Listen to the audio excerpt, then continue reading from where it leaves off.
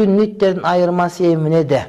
Шиит менен сүнниттердин айырмасы, урматтуу бир тууганым, ушунда турат, алар Kur'an-ı Kerim толук эмес деп түшүнүшөт. Азыркы биз окуп аткан Kur'an-ı Kerim Куранын 3/1 дейт. Ошондой эле Имам Бухаринин Сахih Муслимдеги хадистерди булар хадис катары кабылдабайт да, өздөрүнүн Аль-Кафи, Аль-Вафи деген китептери бар. Ошол китептерди Курандан кийинки китеп катары көрүшөт. Демек, булар ошол жанагыдай кээ бир шар'ий тексттердин бар экендигинде, жок экендигинде биз менен алардын ортосунда талаш тартыш болгондуктан айырмачылык келип чыгат да. Ошондуктан шииттер уюп намаз окуганга болбойт. Мен азыр өзүм атайын маалыматтар топтоп бир чоң бир макала, бир китепче жазганып турам. Ошондон кийин дагы көбүрөөк булардын бир сырларын, анан бир туура эмес жерлерин ачык билгенге иншалла туура келет. Шииттер жанагы 70 фирканын бирине коштот, урматтуу.